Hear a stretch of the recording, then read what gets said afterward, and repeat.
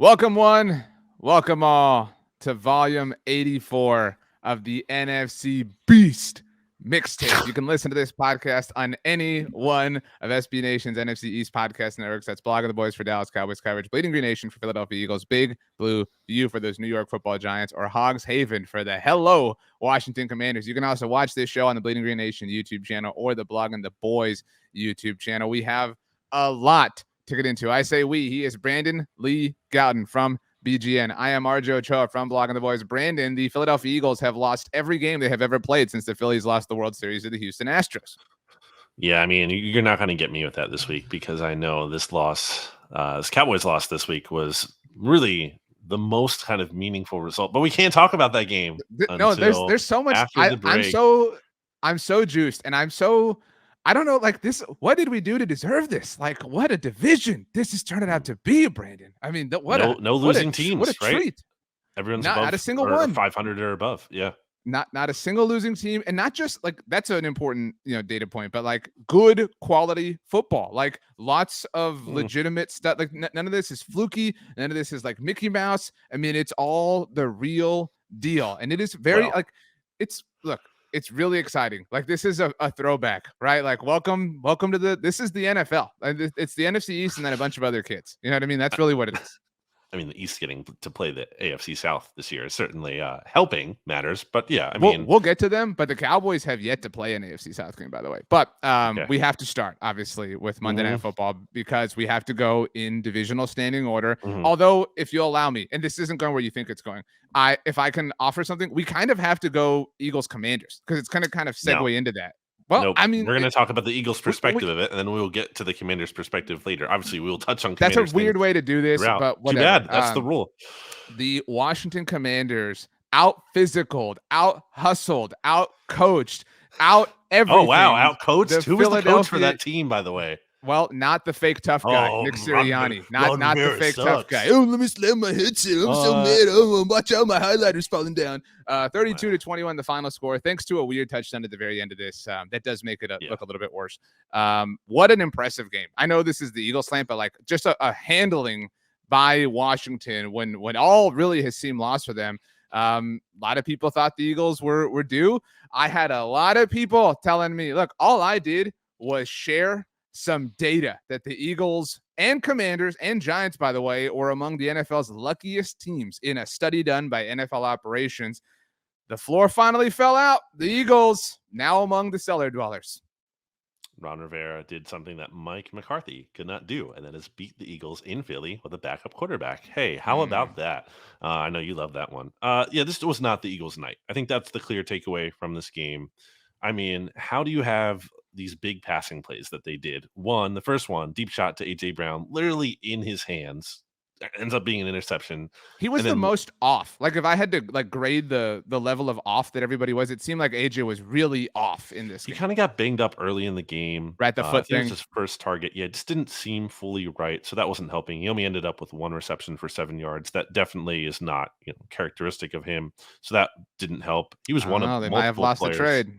One of multiple players who got banged up. Kelsey, Josh Sweat, Devontae got banged up at one point. Goddard, obviously. Oh my gosh, this we'll get into that. But so not their night. And the other big passing play was a 51-yarder or whatever it was to Quez Watkins. It's like, okay, this is where the game turns. This is where the Eagles pull ahead in the fourth quarter. You're talking about, right? Yeah, and he fumbles it after That's just that. I mean, yes, they were due for some bad luck for sure, but come on, like bad luck where you make these two good plays and they somehow turn into massively negative plays. Like that's not something that happens to everyone. Like everyone has that like, oh crap moment. Like, and that had not happened to the Eagles this season. In the context of this game, sure, and that's why they lose this game. In the context of like greater concerns, you're not worried about hitting big passing plays in the future that are going to somehow turn into negative plays instantly right after. That's not a sustainable thing. Zooming out. Big picture wise, this loss has me concerned about the outlook of the team at a scale of 1 to 10, like a 2. I'm not really concerned about the big picture outlook. It's a hurtful loss for sure. I mean, this was a chance because his name is Hurts. You get it. There's a chance to go up, maintain that 2-game lead on the Vikings, given the tiebreaker they have over Minnesota.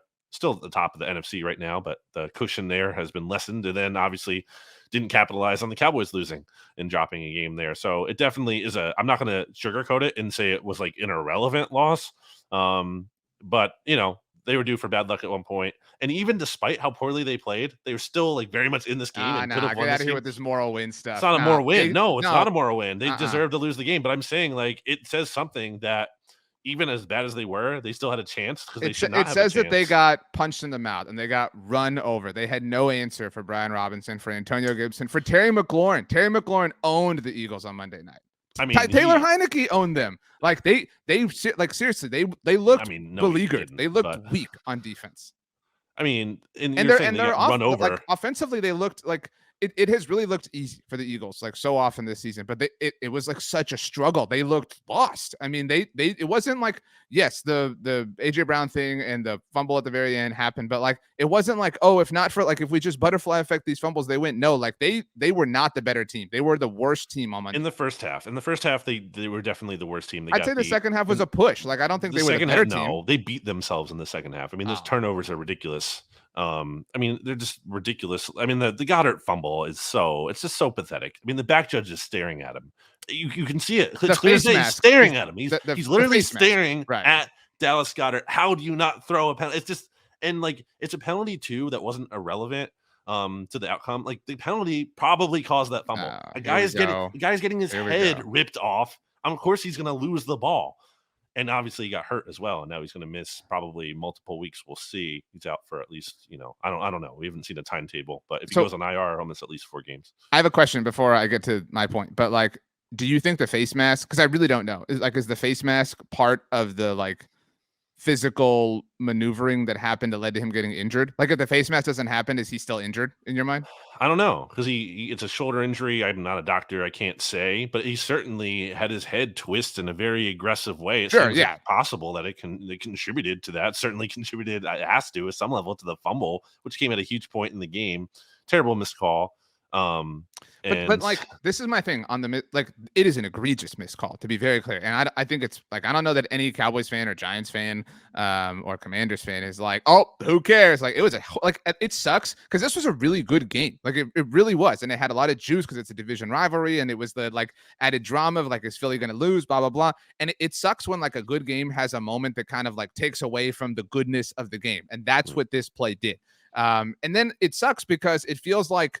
And this happened on Monday Night Football between the Chiefs and the Raiders a few weeks back. Like it feels like there are like makeup calls to like, and it's like don't ruin the game more. You know what I mean? Like don't try to like undo what you can't undo what you did by not calling that penalty or calling that awful penalty or whatever the case may be. But is an awful penalty, but like miss me with this like and.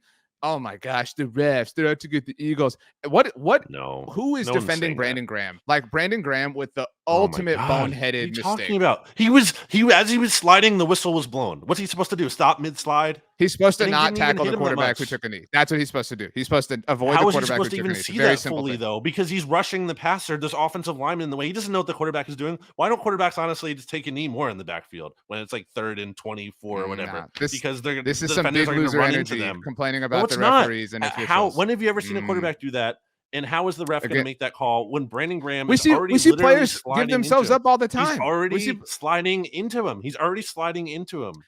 What's he supposed to do? He didn't slide into him. Like you make it seem like he did. Brandon Graham is supposed to be this like veteran leader, supposed to know everything, all the rules, blah blah blah. He touched him down as he was sliding. Penalty. It's an awful penalty. And again, it's a terrible call. I am super consistent on this. If anybody blames the officials, it's a horrible look. I hated when the Cowboys did it. They deserve to lose at that point. I hated when the Cowboys did it after they lost to the Packers. We'll get to that after the Giants. But like, it is super loser energy. It looks like whining. God. It looks like, oh my gosh, it's impossible. We can't lose a game. There's no way that we could ever lose a game. That's not what anyone is saying. Oh my gosh, the only way it could happen is because officials are out to get Brandon Graham. No, the Dallas Goedert play, I'll give you. Like it's totally fine to want that penalty because it was deserved. But the Brandon Graham thing, that's on him. That's not on the official. That's on Brandon Graham. No, it is on the official. 100%. He's already sliding into the quarterback as the call is being made, and Heineke's also like getting back up. Like how has Brandon Graham getting up because he has to physically blow the whistle after he gives himself up. He was very obviously down. The ref determined all Brandon down. No, that is terrible. This is homerism on your end. This is awful. It's not homerism. It's Nick Sirianni's fake tough guy, like perpetuating itself on Brandon Graham. Like, oh, we were not a dirty player. I'm not saying it's a dirty move. I'm He's saying not a it's a dumb mistake. player either. Yeah, it's a mistake. I don't think but I don't think it makes him dumb that he made a mistake. He's a very good player and a very smart player. He made a mistake in this moment, though. That's objectively true.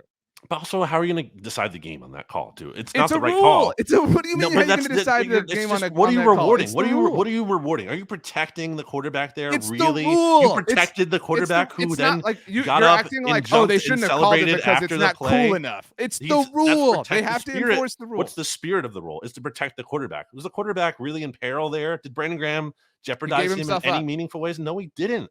Yes, he gave himself up, knee. but not in a way where he was in peril. Brandon Graham was sliding. He was already motioning towards him. What was he supposed to do? You've lost the right to ever criticize anyone for blaming officials ever again. Seriously. That's so untrue. It's just the Eagles deserve to lose the game. Eagles I'm are not in saying they lost the shambles. game Oh my because of gosh. they deserve to lose the game because of their own actions. They could have won the game, even though they didn't deserve it, by coming back late. And that was a lot of the issues there were exacerbated. And honestly, poor officiating went in their favor too. It absolutely did early in the game. I thought Devontae Smith kind of got it. It was a very tacky pass interference penalty on him. But that was the problem. There was just like really inexplicable calls in this game. It was not a good officiated game. No one can make that argument. What is a good one though? Can you name a game where you're like, well done, officials? Where the refs were not a factor, an obvious factor.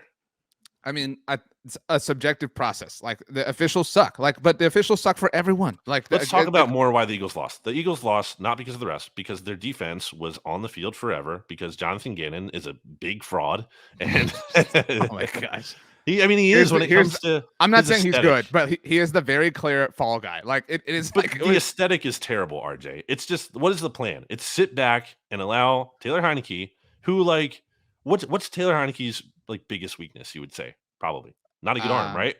So why? Wait, what did you say? What was your answer? Not a big arm, right? Not a good. He does not have a good arm. Well, yeah, and I think this isn't specific to Taylor Heineke, but I think if you pressure him, he's a mistake-prone dude. You know what I mean? But so if you drop back and you're giving him time, you're allowing Terry McLaurin to eat and get open for him. It just didn't make any sense. Especially, okay, that's your your ethos. You're going to do it early in the game. That's fine. It took them basically until after the Commanders' first drive in the second half, which took 8 minutes. So basically, you're halfway through the third quarter, more than halfway through the third quarter at that point, to adjust. It just took way too long. They did not challenge Taylor Heineke to beat them. They just said, you know what? You'll eventually make a mistake. We'll just sit back and you're eventually going to make. We'll just wait. That's our strategy. Because that's what they've done. Because they've played some bad teams. That's a sound strategy, right? Hey, you're not that good. We'll outlast you, right? That is a fair strategy in some respects. To a point. But it was clear it wasn't working, and they could have adjusted much sooner, and they didn't. It took way too long when it was clear that it was not working, and Washington is going on these drives that are designed to shorten the game because they know they're the inferior team in this matchup. They want to play ball control, and that's how they want to win.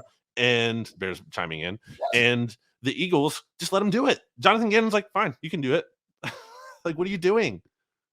So as Bear speaks, it was a tough loss for him, obviously, against the Lions. Bear, it's cool. Oh my God, I can't wait We're to talk roasting about the Justin Eagles right Fields now, and they're fraudulent fans. Justin Fields on the SB Nation NFL show this week. Justin Fields, who's lost his past 2 games, but you would never know it. And apparently he's the MVP of the league now, according to some people. Insane. 1 second while I get Bear out of here. Keep going. Lost the Lions of all teams. RJ is going off screen for the audio listeners to control his dog, Bear. RJ is also very wrong when it comes to the Brandon Graham thing. I mean, he just was sliding, and I don't know what he's supposed to do differently. There's nothing he's supposed to do differently. Anyway, it's a hurtful loss for the Eagles because of the reasons I talked about with the Vikings, and they're only a game over the Giants now. The Eagles still play the Giants twice this season. RJ is still gone, by the way. It's taken forever to get back. Come on. Offensively, I can't say the Eagles had, obviously they didn't have a great game. They turned the ball over too much. And then even outside of those, too many 3-and-outs. Couldn't stay on the field. Again, didn't help that the defense wasn't really giving them chances. Game was kind of shortened. But the offense certainly could have done better as well. Why don't I just also plug here really quick that you should go to righteousfelon.com. Since I have this, RJ's gone, so I can do whatever I want here. I'm flying solo. righteousfelon.com, discount code BGN15 for 15% off your orders. That was a greater challenge than usual. I hope you weren't placating to the fraudulent Eagles and their fraudulent head coach. The Commanders went on, was it 5 straight scoring drives? I mean, you could argue that like luck even worked the Eagles' favor at the very beginning with the fumble. Like they had the opportunity and they scored on it, and they had a 7-0 lead, and then just got punched and had no answer for it. It's weird though, because like there's a lot of the Eagles' run defense is this big concern coming out of the game, and I agree with that to some extent. That is a concern. At the same time, you just said they got ran all over. Do you know what the Eagles' yards per carry was allowed in this game? What would you guess it would be if they got ran over? Well, I have it in front of me, so it's not really fair. What is it? I mean, if you're, I'm looking at individual players, but like, so Brian Robinson, Antonio Gibson, and Curtis Samuel, who played for Ron Rivera in Carolina, in case you didn't know, all average over 3 yards of carry. But it was it was death by 1,000 paper cuts. Exactly. So that what they did is the Commanders made it a lot of third and manageables, and they couldn't convert. But I think the point being, and my co-host Jimmy Kemsky pointed this out on BGN Radio, which we just recorded for the Winning Your Nation podcast feed. I don't think the run defense was the biggest issue. The third down defense was obviously the biggest issue. And now some of that goes hand in hand because Commanders were able to run the ball not like amazingly well. I mean, their longest run was only 11 yards. So to be like the run defense is a travesty. It's kind of funny that they only gave up a long of 11. But certainly they didn't force enough negative run plays. Like it was like consistently 3. It was like 3. Couldn't get off the field. It wasn't like 7, but then there was a loss of 3. Yeah, they weren't getting them behind the chains. The Commanders kept staying on schedule, and it was just a bad job by the Jonathan Giddens to not adjust. And also, I did say while you were gone, like the offense, the turnovers were an issue, but they had some crucial 3 and outs, and the biggest one really was at the end of the game on their penultimate drive where you get the ball back. This is like, okay, this is a big spot for Jalen Hurts. And I thought he had a good game overall. The interception kind of fluky. He couldn't get it done. Couldn't get the fourth quarter comeback done. But yes, he has absolutely. no fourth quarter comebacks ever in Philadelphia. In Philadelphia? I don't think that's true. The broadcast said it. He's never had a fourth quarter comeback at home. Oh, okay. That's where else would Philadelphia be? I thought you meant like with Philadelphia, like as a member of the Eagles. Well, that would still be true. Oh no, no, in Philadelphia at home, right? So anyway, where was I going with that? Hurts. So it's 3rd and 8.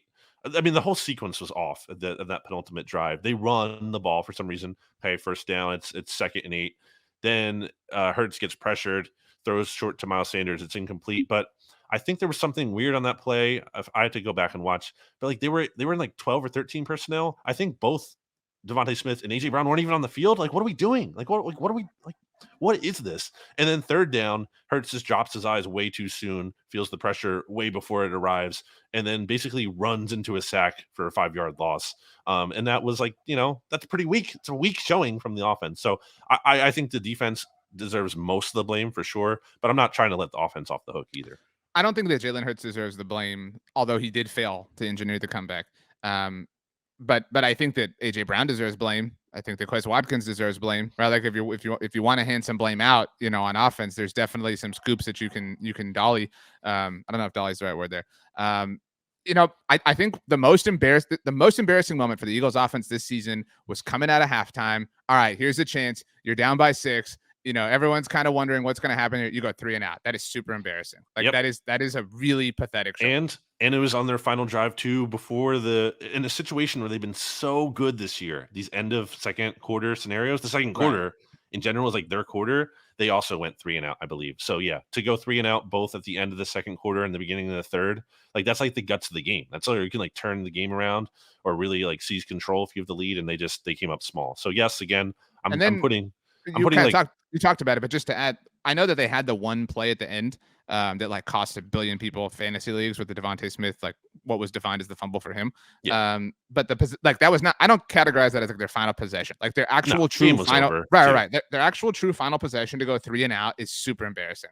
Like that's what I said. Yeah, I know. I'm piggybacking off that. So like literally multiple times, like when the going got tough, and like so sure the like line is funny that Jalen's never had a fourth quarter comeback. Yes, Quez Watkins fumble, whatever. But multiple gotta have it. Important clutch drives that you have to have. Not only not getting it done, but to go 3 and out, it's really, really, really troubling.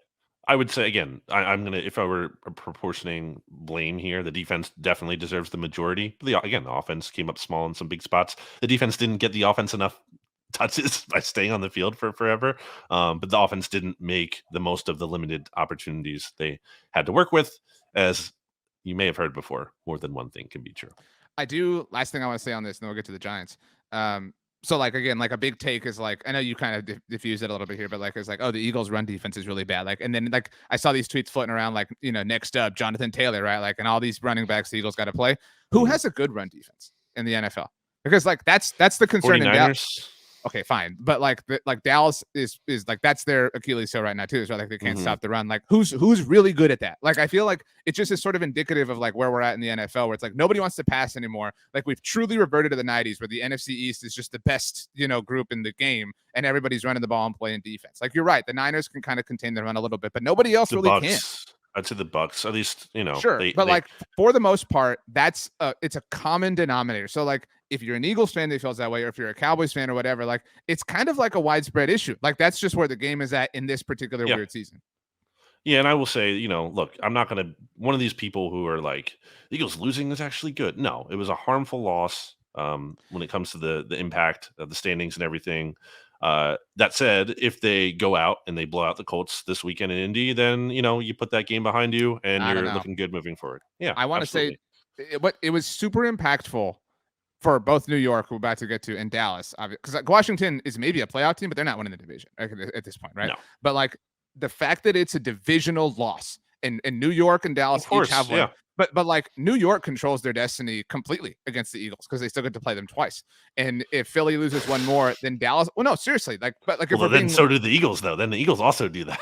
I know, but like, I know, but like this was like every Eagles fan was like walking and talking like, oh, we win 8-0, hang the banner. So like the Giants now 100% control their destiny against the Eagles. And if the Eagles lose one more game, any game, then the Cowboys also control their destiny against them. That's why this loss being within division is so. It's not just a loss. I agree. It is a huge thing that the Eagles lost to the Commanders specifically. I'm not trying to downplay the impact of the loss from that standpoint. I'm just saying, like, from the big picture, like, this has the opportunity to be a blip on the radar if you go out moving forward and play better and you learn from this mistake. I don't think they needed to make this mistake. I disagree with that wholly. But now that you're in this bad situation that you have made, it's up to them to make the most of that, and they still can do that. We'll see if they do. That's obviously after the Colts game. Because I think the last thing I want to say, wait, real quick, because this speaks on the bad vibes, and this is the true reason the Eagles lost the game. Why was Jeffrey Lurie? why were Eagles fans playing "We Are the Champions" in the parking lot? Did you see this before the game? Because I don't mean to say all Eagles fans are this way, because that's not the case. Like right, that like is not the case. That is not something I've ever heard in the parking but like before. People make declarative statements, right? Like the way like, oh, Cowboys fans were saying Cooper Rush was better than Dak. Like no, like a subset of silly people were saying that. So like I'm not declaring that all Eagles fans are like this, but a lot of Eagles fans are front runners, right? Like, oh, hey, no, watch out here. Like, already planning, like, oh, if we get to Arizona the Saturday before, then we can do, you know what I mean? Like, already kind of no, man, this is a week-to-week thing. That was terrible. The game was lost at that point, honestly. I felt terrible after seeing that. So the Colts this weekend, I just want to let you know, I will be all kinds of relentless if the Eagles lose to the Jeff Saturday-led Colts. But so after the Colts, I really don't know what to make of this Packers team. Like, I'm not impressed by them any more than I was a week ago. But whatever. But so still, I mean, okay, Aaron Rodgers, go be Aaron Rodgers. Mm-hmm. The Titans, I still don't know what to make of the Titans. But then that stretch we've been talking about, the Giants, the Bears, the Cowboys, like, and then the Giants to wrap it up. Like, it is tense. It is going to be a really, really fun holiday season. Sure. I mean, but if you're a good team, you'll take care of business, and if you're not, well, you'll get exposed. We'll see. It's going to say a lot about them. The New York Football Giants got to win. Sure, with the Houston Texans, but who cares? They got to win. They're 7-2. They control their own destiny towards winning the NFC East, something that RJ Ochoa said was possible back in the offseason. And also then backtracked on it. He got instantly backtracked and said he regretted it. In me. I was here all along. 24-16, the final score. Saquon Barkley, guess. I know it's been a few days. Guess how many times he carried the ball. Do you know? On Sunday? Yeah. No. Well, guess. No, I don't want to guess. 35 times. like welcome to the NFC East in the 1990s. That truly is where we're at. This was a go take care of a bad team game, and the Giants did that. I mean, I know it's like a little cutesy, tensy, whatever. The Giants were in full control all the way through. The headline from Big Blue View, our good friend Ed Valentine, who we really need to get on the show here soon, especially the Giants. Yeah, totally. Yeah. Giants, Texans, things I think, the only thing pretty about the Giants is their 7-2 record. So you even have Ed saying it. Like, this is not a team that scores style points by any means. Not a team that's been impressive. A team that entering the week, I believe, ranked something like 12th in point differential or 8th in point differential. It was not very high, obviously, relative to their record, and then like 18th in DVOA. So they've clearly overachieved. I think they are due for losses. I said they were going to lose either the Texans game or the Lions game. I didn't really feel good about picking arguably the worst team in the league to beat them, the Texans. I think the Lions, who have won their last 2 games, do have a chance to beat the Giants, although, the game being... Do you know what the line is at the moment of our recording? No, and I also know that Jared Goff has won now. The Bears game was in Chicago, right? The Lions Bears. Yeah, okay. So I believe that was his first road win as a member of the Lions. So not exactly a road warrior. Well, it was Dan Campbell's first road win as the Lions head coach. Okay, sure. That goes hand in hand. Right. So yeah, not the best road team, but I do think they've been frisky, and I don't think the Giants have been amazing. So I think the Giants are going to lose some games here. They absolutely are. They have the same spirit of like weird win energy, right? Like, so you could kind of see the Lions pulling it off. I'm still picking the Giants. They're 3-point favorites at this time, according to our friends at DraftKings. I'll take the points.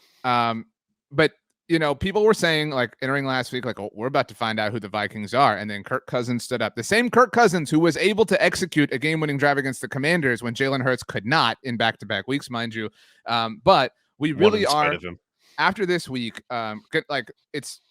It's some serious interest time for the Giants. So I think they're going to beat the Lions. They're going to be 8-2 on Thanksgiving Day when they visit the Cowboys. I disagree, but okay. By the way, the last time the Giants visited the Cowboys on Thanksgiving, the Cowboys won the Super Bowl. But so starting next, the Cowboys the Giants are definitely going to lose one of their next 2 games now. Okay. Yeah. So they'll be 8-2 in my estimation, at Dallas, and so that kicks off 4 divisional games in a row for them. And the one after that is in Minnesota. So like serious big time football coming up for the Giants at Dallas, Washington, Philadelphia, at Washington. And that between that Washington game, the Commanders are on their bye. So they get the Giants 2 games in a row, which like I think is going to be a little bit more impactful than like the usual, we know the division really well type thing, right? Like you can really kind of say, well, not last week, but 2 weeks ago they did this. Let's, you know what I mean? Like I'm simplifying it, but like I think that's a thing. Decent chance there's a split there, I feel like. This is, so yeah, like their wins have been, what I think their most impressive win right now is clearly Baltimore. I think you could argue they have the most impressive win in the division that any team has had. Really? Well, over the Eagles blowing out the Vikings. But you think the Vikings suck? You think Kirk Cousins is terrible? So how is it a badge of honor? So how are you going to say that? I didn't say what I said. I said what you said. But like you could argue. But when I think context is important. When the Eagles beat the Vikings, we did not know. I knew, but we did not know the collective that the Vikings were this good. And I still didn't even say. I said you can make an argument.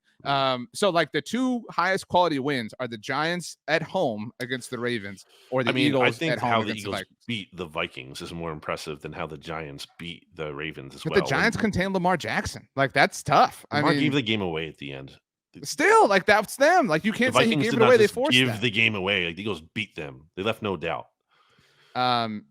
This Giants team, it's so weird to like assess their games because like you beat the Texans. Like what did we learn from that? Like I think the thing, and we've already said this, the thing we have been most wrong in the history of the mixtape, the short history albeit, is Saquon. Like that dude owns us right now. Like we were really, really wrong about that. In the short term, yes. I still think. What do you mean the short term? Like let's eat the L. It's our L. Let's break it in half. Eat your half. I'll eat my half. Okay, how long? But okay, sure. For this season, absolutely. Long term, still have questions, and that's relevant when it comes to the contract, which I kind of heard you allude to on Monday Football Monday, and you kind of said you didn't really give me. I need you to be on the record with the take about what they should do about his contract because you're like that's tough, and it is tough. You have to pick a side. What do you think the Giants should do? I'm not opposed to bringing Saquon back. Like again, the contract matters, right? How? On the tag. Yeah. Like tag him. You know what I mean? Like, and if he holds out, then walk away. I mean, you know what I mean? Like tag him. They could prove it again. Like, and that sounds cold. Like I don't like. I'm always Well, like we're pro talking player, about from a right? operation Like, but standpoint. from a team building standpoint, from a general manager standpoint, make him prove it again.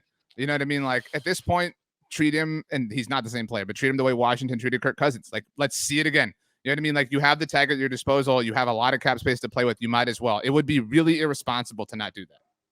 I think they have to tag him. He's going to be a free agent after this season. And like the other thing about this that's so interesting is this is like a smart front office. At least it seems like it. This Giants front office now coming from Buffalo. So it was interesting to me to read these reports that we've been seeing that like, you know, there hasn't been necessarily progress on, you know, because I think like if this is the Gettleman Giants or whoever, like they're already signing Saquon to an extension. They're giving him like a historic breaking deal. And it gets complicated because emotions are a factor here. And I think we saw that with the Cowboys and Zeke. And I think this is going to be a very interesting decision to what the Giants do with Saquon, because I think like Zeke at the time, that extension was a win in the sense that he helps the Cowboys win now in the short term, but it was obviously not a good long-term decision. So I think it's really going to be interesting to see what happens with him. And to your point on Monday Football Monday with the quarterback, is Daniel Jones definitely back? Like they have a lot of big decisions to make still. I think ones that, you know, are certainly good ones to have. They're in a good spot, but this offseason for the Giants is like a huge inflection point. It's like, okay, they could flip and like turn into like real contenders, like NFC legit power, or they could screw this up and go back to the bottom. I mean, the quarterback thing is like the pendulum, and I think you can make that argument for like both New York teams. This isn't the AFC East mixtape. By the way, right now, if the playoffs started, all 4 AFC East teams would be in the playoffs, which is the dream for us, obviously. AFC Beast. That's true. Yeah, like how come that never got any pop? But whatever. Anyway, because the Patriots just own the division for so long. Right. You mentioned turnover differential, just like again, because that is important context, and like that can like inflate and change like in a weird way week to week. Currently, through week 10, the Eagles lead the way, plus 13, the Vikings plus 8, the Ravens plus 7. So, like, again, that kind of goes to the argument of like the high quality wins for the Eagles and Giants right there. The Cowboys next at plus 6, the Cardinals at plus 5, and then the Giants tied with the Seahawks at plus 4. So they're improving, right? Like, and I think that's like indicative of like what the season is for them. Like, they're a little bit scrappy, they're a little bit overachieving, but at the same time, they're also improving and kind of getting their footing underneath them. Okay. Give them their flowers. I mean, like, give I'm them not flowers. I think they're a legitimately like above average team. I do not think still they are good as their record indicates they are. I think they are due for some losses here. They're gonna end up being a team that I think that's so like that's real. What's their homerish. ceiling? What is the Giants' ceiling? The ceiling is the division round this season. Like that's a really good ceiling though. Like, but like okay, that's more than what you're offering. No, that's it's not. More than that's what you're my offering. point. They're a decent team that I think can win a playoff game. That's probably where about they it. rank. Although, where they rank in as I've DVOA said, this week. Oh, I know they were 18th last week, entering. Where would you 10. guess? Where would you guess they are? Overall, well, DVOA. I mean, they didn't like crush the Texans. I guess they would be like 16th. I don't know. The 16th team by DVOA, just for context, the Jacksonville Jaguars. The 17th team, the Minnesota Vikings. The 18th team, the Atlanta. And by the way, the Baltimore Ravens are 3rd, which again speaks to the high quality win of the Giants. The Atlanta Falcons are 18th. The New York Giants are 19th. They dropped a spot in DVOA. They dropped. And the Detroit Lions, who they play this week, are 20th. So kind of a battle of like weird teams. The Giants are just like a little bit more spunky and lucky, or whatever you want to call it. Right. The Giants were one of the luckier teams in the NFL based on that NFL operations study. Well, you can't like say that and like use those things to bag on the Giants and not apply them to the Eagles. Just so we're clear, the Giants offensively rank 15th in way DVOA. Better in every metric, but okay. Defensively ranked 24th, and from a special team standpoint, ranked 16th. So yeah, like you said, like it's a different version of like what's their ceiling. They're not like really good at anything. You know what I mean? They're just not real. They're just not really bad at anything, and they hold on and survive. And if you make a mistake, like Lamar Jackson, they're capable of sitting on you and waiting it out and winning the game. We've said this That's before. True. I've said this before, at least. No, I don't disagree. I'm saying like they don't beat themselves. That's a big departure from the Giants of years past. Is they would very much beat themselves. These Giants don't do that. Okay, now that we're halfway through the division, let's take a break and hear a word from our sponsors. Welcome back. During the break, Brandon told me that he is going to make a very special meal or part of the meal at Thanksgiving dinner. What are you making, BLG? You know, I'm not the biggest Thanksgiving guy, so it's probably not true. In addition to the fact that there wasn't even a real break. I don't know. I don't. I have. I'm gonna bring a pumpkin pie, so that I've got that going so far. If you had to assign pumpkin pie to a holiday, does it belong to Thanksgiving or Christmas? Because it can't be both. Thanksgiving easily. But in what is song? Later we'll have some pumpkin pie. Fraud.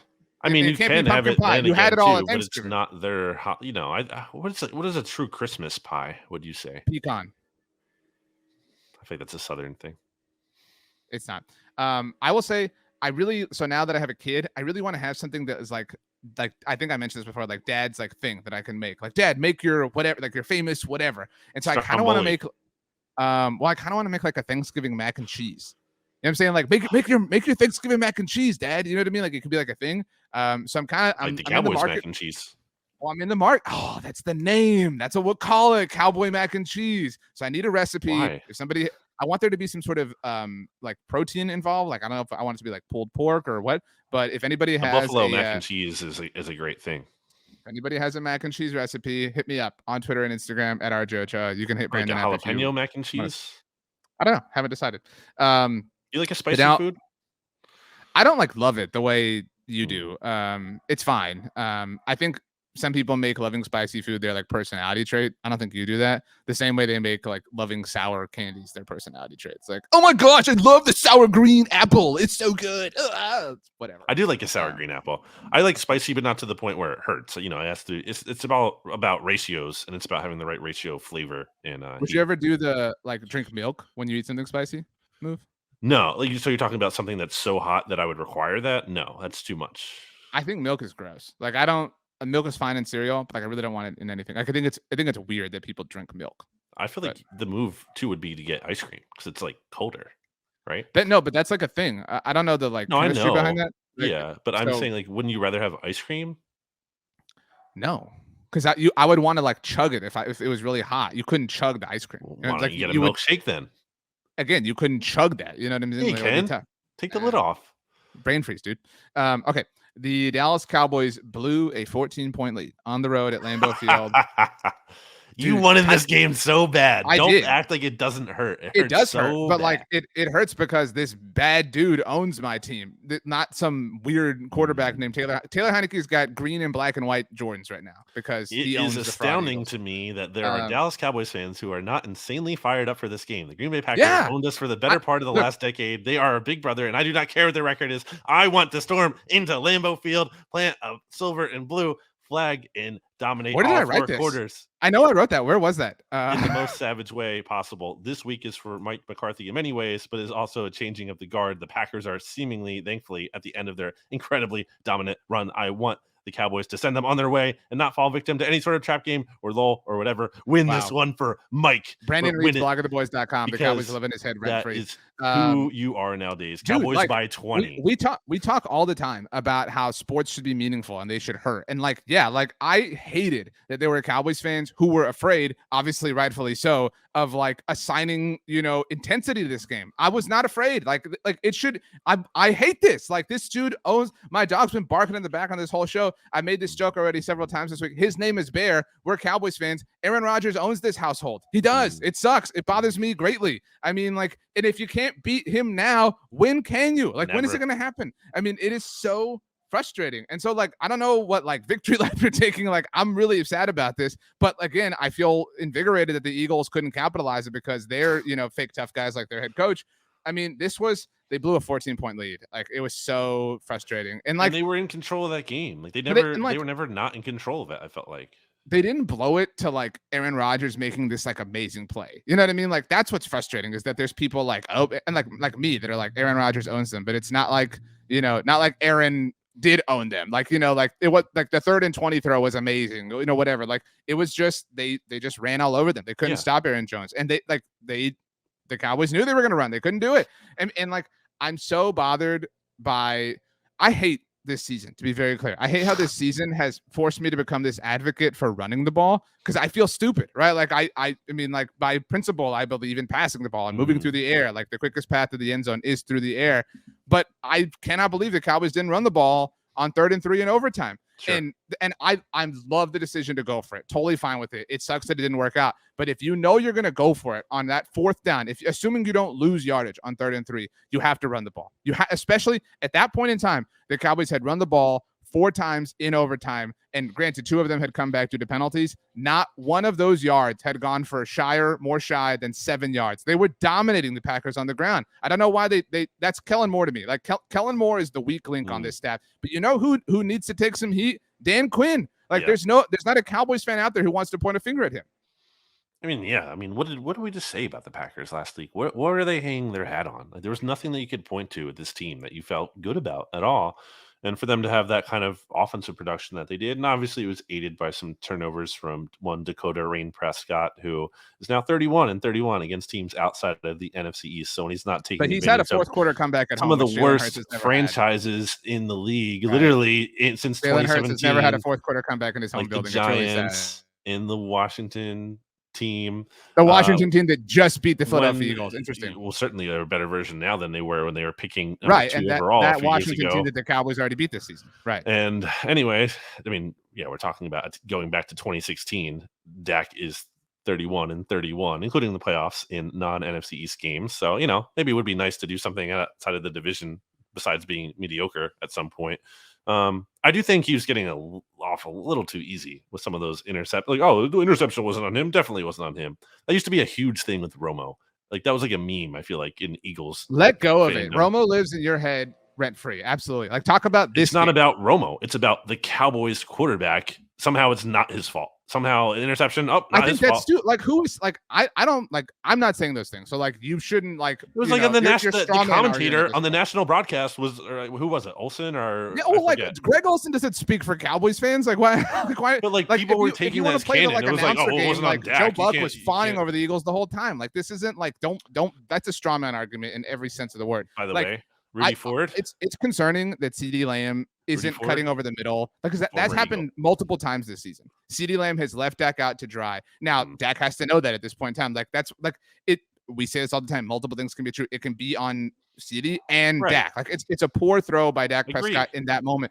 DeMarcus Lawrence had a strip sack of Aaron Rodgers. That was the moment, right? Like that was the storm in like a bunch of savages. Oh, yeah. They take over at the Green Bay 10-yard line and you throw an interception. Like how can you get no points there? It's really, really frustrating. Yeah. Do you have something else? Like that was a really short answer. I mean, it seemed like you were going. I mean, I said what I said. Like Dak was, I thought, disappointing.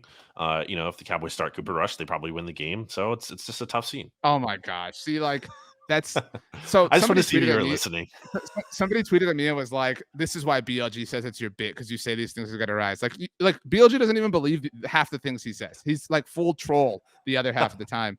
Christian Watson had 88 receiving yards prior to this game. Stinks, dude. He's not even good. It's not even good. I know he's not good, but he had 107 yards and 3 touchdowns against the Cowboys. He had a great game, but he didn't even have like a flawless game. Like he still had mistakes in that game. Like he's clearly not a good player, and for the Cowboys to get beat by him was all that more pathetic. I talked to Trayvon Diggs this week on the Blogging the Boys podcast network, and he actually said that Minnesota was the one. Like he said, like they're hyped for this game. He had an interesting take that he doesn't like the bye week. And he was really, juiced, and everyone should go listen to that on the Blogging the Boys podcast network. Everyone should go listen to the interview on the Blogging the Boys podcast network. You can watch it on the Blogging the Boys YouTube channel. Talked obviously about the matchup against Justin Jefferson. I mean, but he said, Micah said, McCarthy said, everybody said, like, until we can show we can stop the run, teams are going to try doing it. Teams are going to, like, why wouldn't you? Like, I mean, the Green Bay knew they were going to have to run the ball. They did. Aaron Jones had 138 yards on the ground. 138 yards.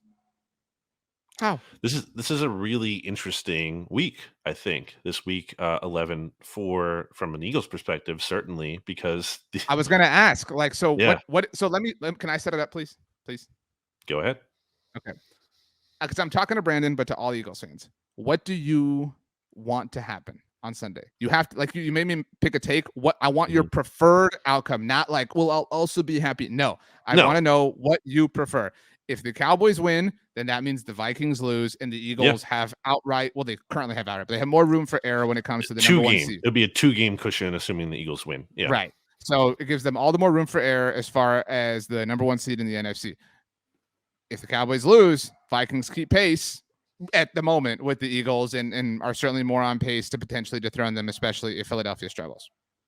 I think let me get my bearings here. So the Vikings, Cowboys, it's in Minnesota.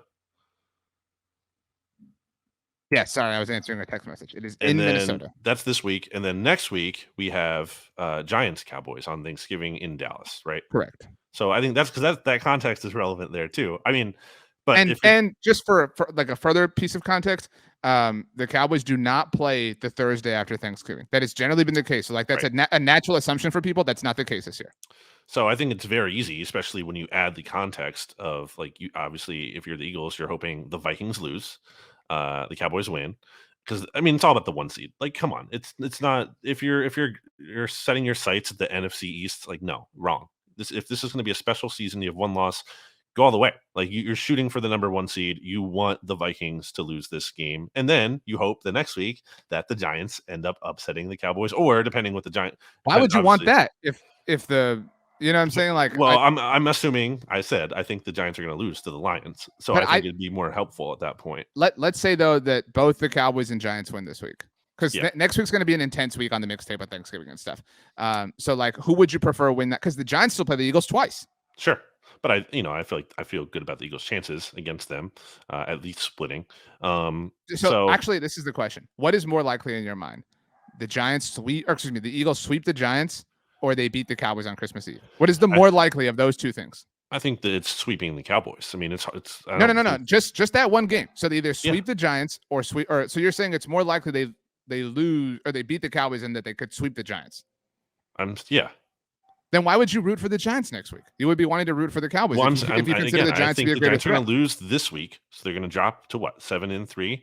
And then I'm rooting for the Cowboys. They would also be 7-3. So then at that point, I would be rooting for the Giants because I think they are the lesser team. How does that not make sense?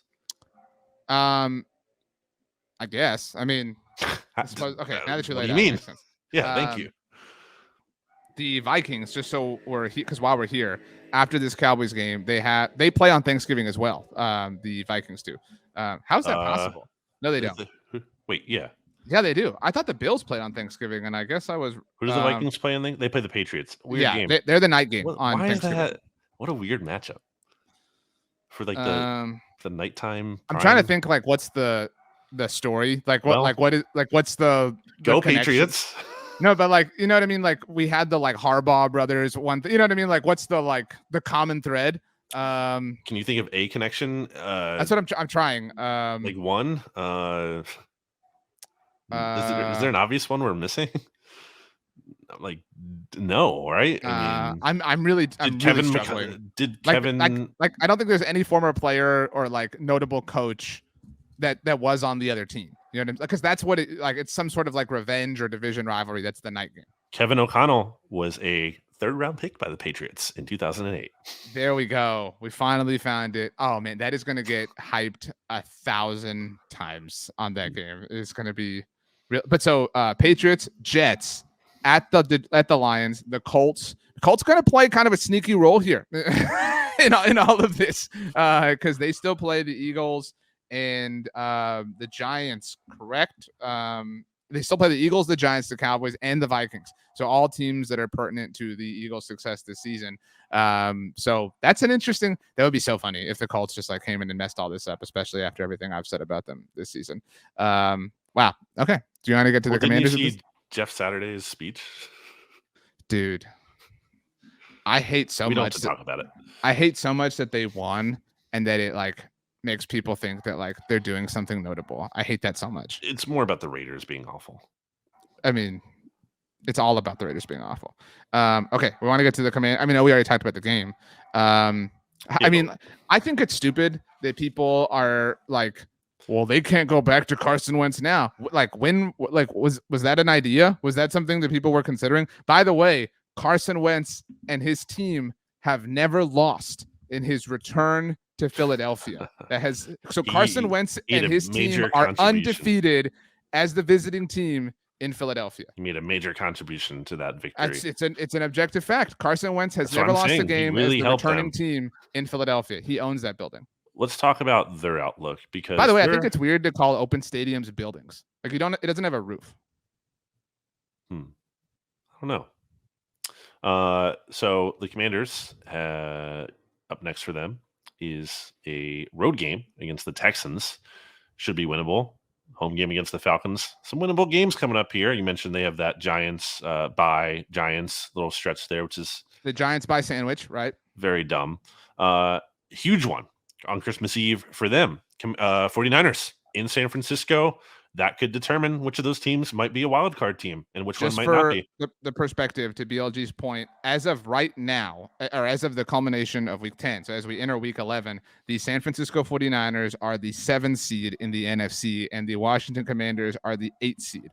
So to your point, like that's the tiebreaker right there, assuming they kind of keep pace with one another. Also should mention Chase Young will be back. Looks like he's progressing and will be back, I think, this week. If not this week, then definitely after that. So certainly another factor working in their favor. Yeah, I mean, Commanders, what's their ceiling? I don't think very high, but they could be a wild card team. So to that point, let's kind of Commanders Niners it out because that's the real competition. The Commanders have not had their bye. The Niners have. So San Francisco's 5-4. Up next for them, they have the Cardinals. Win or loss? Who is this? The 49ers. And we'll see if Kyler's back, whatever. But I want to look at their schedule so I can visualize it. But I'm going to say it's a win. They'll beat the Cardinals. That's 6-4. New Orleans. Oh, if they lose to the Saints, Stats are going to lose. I mean, that's a win for them. By the way, Saints pick. I know you love this update. It's currently at number 4 overall. 7-4. 2023 NFL draft. 7-4. Miami. Holy crap, dude! Loss. Hold up. Look at this though. How is this possible? The Niners just played the Chargers on Sunday Night Football. Mm-hmm. That was the first of 5 straight home games for the Niners. Did you know this? No. I mean, they had a bye in there, but yeah. No, they don't have a bye. I thought they had a bye. No, they had the bye before. So they came out of their bye. I'm positive. Look at it yourself. I thought they just had a bye when we all had a bye. They did. They just came off of the bye. That's what I'm saying. Right. They just kicked off 5 straight home games in a row. Okay. So yes. they had the Chargers, then they have the Cardinals, the Saints. No, the Cardinals is in Arizona. No, it's not. Yeah, it is. It's the international game. It's the Monday night game. Whatever. But yeah, but that is okay. Fine. It's technically a road game. Well, it's listed here as a home game. So whatever. Stupid. Anyway, so we think they beat the Cardinals. That's 6-4. The Saints 7-4. They lose to the Dolphins. 7-5. The Bucks. I'm willing to say it's a loss. They lose to one of the Bucks or the Seahawks in those 2. That puts them at 8-6 because that game's in Seattle. Yeah. And then say they lose to Washington. Like let's live in that world for a second. 8-7, and then at Vegas they win 9-7. Yeah. And so maybe they beat the Cardinals. That would be 10 wins. So they're at 10. So Washington's at 5 right now. Yeah. Houston and Atlanta are wins. Yep. So that's 7. And then they probably split the Giants series. Split the Giants. Yeah. That would be 8. We gave them the 49ers game. We gave them the Niners win. That would be 9. And then the Browns in week 17. Yeah, with Deshaun Watson. Probably a loss. So they could have 9 wins. And if they matched San Francisco at 10, they would get in. And where this gets really interesting for Washington is that game is against the Cowboys. And by then, the Cowboys might be locked into their wild card spot. You know what I mean? Like it might be insignificant for Dallas. Right. So that's a really interesting kind of turn of events. Yeah, it is. I think you have to give your boy Ron Rivera a lot of credit. I was really happy for him. Obviously, he had the speech after losing his mom. He's a great human being. Like there's no doubt about that. And I mean, last week was really rough for the Commanders. Dude, how did the Eagles, everybody's saying how they're completely distracted all off the field and they go into Philadelphia and just own them. Embarrassing. Yeah. Didn't dispute that. Do we want to pick this week? Yeah. This week's games? Okay, so let's go in chronological order. The Philadelphia Eagles are 6.5-point favorites against the Indianapolis Colts in Indy. Nick Sirianni returns. Yeah, if Nick Sirianni returns, he wants some revenge for Frank Reich. Yeah, obviously loves Frank Reich. Maybe Frank Reich is giving the Eagles some secrets. I don't really know what secrets. Do you think, because there was some chatter that he was going to maybe hire Frank Reich? I wonder if the NFL was like, wait till after that game, because that would look really bad. Well, also from a standpoint of why would Frank Reich want to hop into another situation? You're making money. You can just take time off. Like coaches it's such a grind to be a coach. Like why not literally just take some time off to chill, hang out with your family? Like there's no good reason to just jump back into coaching right away, especially if you're getting paid anyway. And like you wouldn't double dip. Like the way I think the coaching salaries work like that, I'm pretty sure the Eagles, it would be offset. You wouldn't be getting like more money. It'd be the same money. So why not just take the time off? I think after the season, though, if Shane Steichen gets hired, it seems like a very real possibility. Yeah, I think he could be Eagles offensive coordinator next year. But I will take a little spoiler alert for the SB Nation NFL show this week. Eagles are my lock of the week. They're going to bounce back in a big way and cover against the team. Fully in shambles. Like, do you know what the line is? Have you seen I the line? Said it. You're clearly not listening. It's 6.5. I don't listen to anything you say. Don't you think that's low for how bad you think this Colts team is? It seems like people are overreacting to the Eagles losing and the Colts winning. Yeah, I was gonna say there's an overreaction on both sides here, right? Like there's the oh my gosh, Eagles, like the Eagles are frauds and fake tough guys, but they're still a very good team. And the Colts are not a good team. But there's did you see, like, I don't want to like do the like Dan Orlovsky thing, but did you see his tweet about Jeff Saturday? Oh, okay. I saw Justin Fields being MVP. No, I don't think I saw the Saturday one. I'm gonna like paraphrase, but it was like what like the word like what semicolon, and then there were like several things like disrespectful, overmatched, like whatever, win. So like he basically like took like all the adjectives that like everybody had about Jeff Saturday and was like and applied them to like winning. Okay. Yeah, I think that Colts had their, head coach gets fired kind of boost that you see from teams sometime, and I think that is not going to sustain them.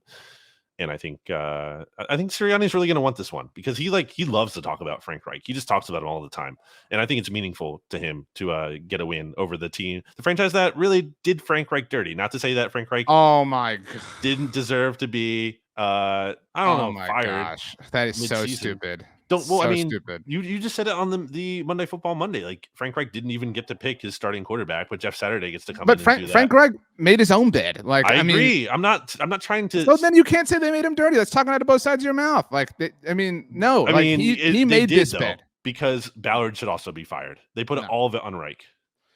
Sure, but the week before that he put it all on Marcus Brady. I mean he had no problem throwing somebody under the bus. Reich he got thrown the shots there. I mean. I don't. He did that. I think that's awfully convenient. I don't think it's fair to wash his hands clean. No, I don't think that's fair. In any case, that doesn't change the point, which I think whether you believe that was the case or not, I bet you Sirianni believes that, and I think I fully believe it because I fully believe that Sirianni is like this one's for Frank. Like I fully believe that Sirianni has found a way to like make himself the underdog in this story. I fully believe that. I'll take the Eagles to cover though. The Commanders are 3.5 point favorites against the Texans. Yeah, I mean, the Texans are, again, I have them at number 32 in my power rankings. They're the worst team, I feel like, in the league. Do not have a lot going for them other than Dameon Pierce, who's a nice player. But I think Washington will be able to stop the run. That's actually one of their strengths. So I do not see the Texans winning this game. I like the Commanders. I don't have much to offer. I think it might be closer. Like I wouldn't be shocked if they didn't cover. You know what I mean? Like they just kind of like hung on.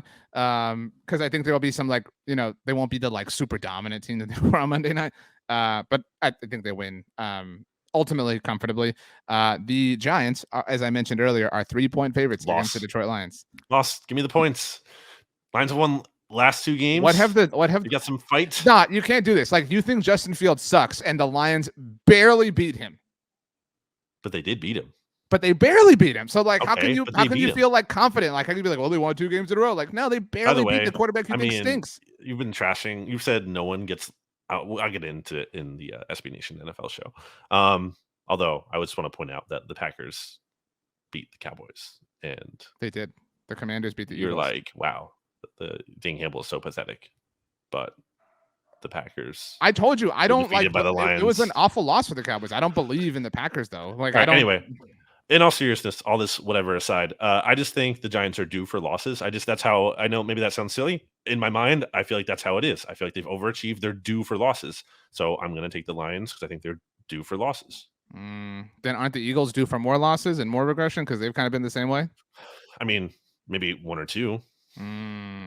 So the rules change for the Eagles. Interesting. Not really. I will take the Giants, and I will lay the points. The Dallas Cowboys, this line has shrunk. They were 2.5 favorites when the lines first opened up against the Minnesota Vikings. So they're 6-3 in Minnesota. I know people think that the Vikings are a little bit of a paper tiger here, but they're 1-point favorites as of this moment. I'll take the Cowboys. I mean, the Vikings. You locked the Cowboys up last week, by the way, speaking of the SB Nation NFL show. Yeah, that's fine. I'll so you're over here like, how stupid when you thought they would win emphatically as well. Thank you for reading my blurb. You literally shared the exact same thought.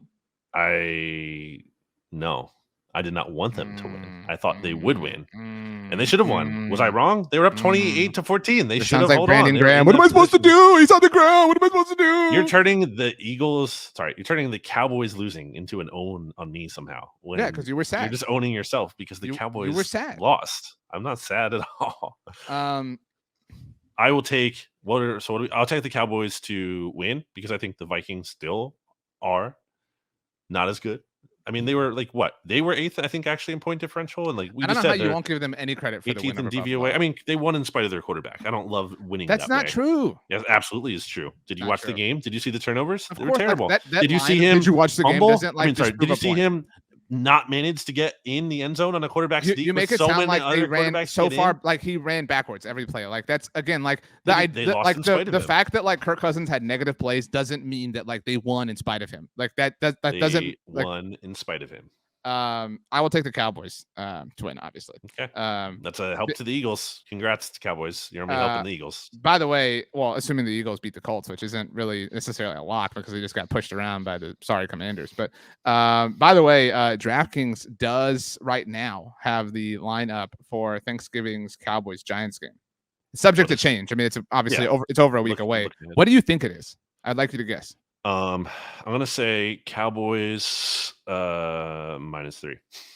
It is Cowboys -7. That's a little much, I think. It's a week and change away, so it's very interesting. I mean, that's me saying that as someone who isn't even as high on the Giants as some people would be. That's crazy. And that'll change. That's gonna change. Wow. Anything else you want to say? Anything at all? I would just like to point out that despite losing, the Eagles are still first in the NFC as a whole.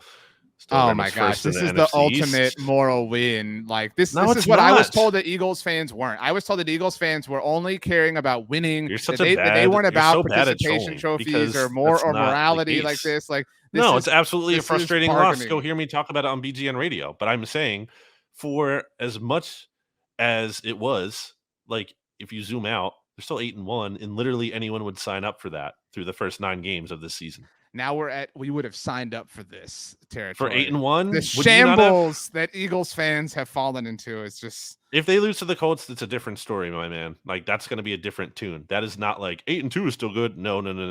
Definitely not.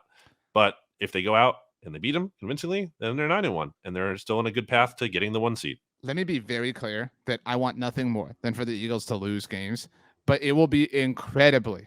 it will come at a huge price because it will be so annoying if the Colts, you know what I'm saying? Like if the Colts beat them, it will be like, look at this. Like it will be.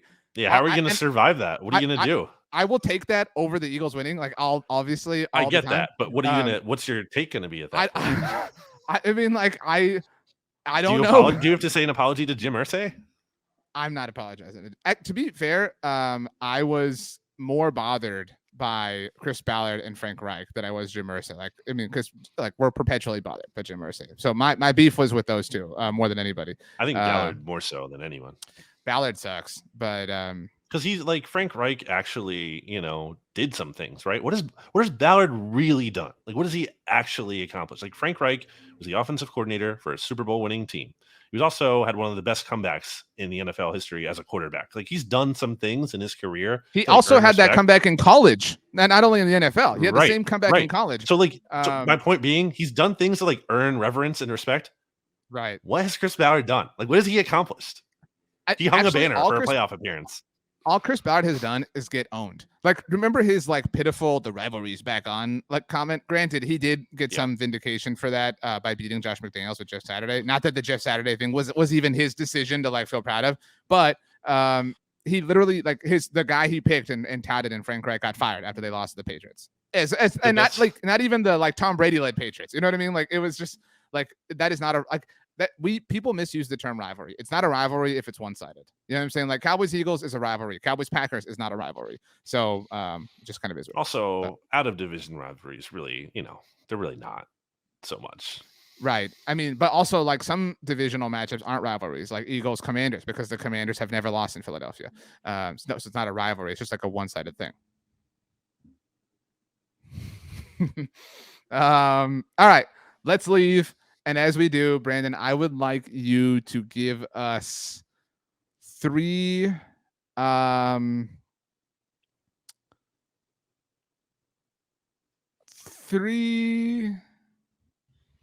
cool All right, bye everyone. See ya later. Cool. Show's over.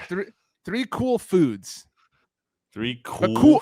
We foods? talked Like as in jalapenos temperature earlier. or aesthetic? Yeah, like the opposite of jalapenos. That's the only explanation you get. This is the kind of food I don't like, especially like a savory. Like I don't like a potato salad, but I'll say a potato salad because that's one of them. Like you count that, right? Like I will. I don't like it either. I mean, I'm saying that qualifies for the category. Right. Yeah, that fits the category. Okay. Potato salad. Another cool food. Let's say blueberries. Good pick. Very good pick. And then I'm gonna go with so cool, not cold, because you can't say ice cream. Right. Cool, something cool, just cooled. I don't want to say a fruit again. This is tough. This is a tough activity, RJ. It's also not good podcasting. Why don't you pick the last one? Banana pudding. So the podcast audience can't see this, but the YouTube audience can. I'm wearing a Jordan hoodie because Taylor Heineke got a new pair because he destroyed the Philadelphia Eagles. I'm on the He's wearing a Cowboys logo and the Cowboys lost.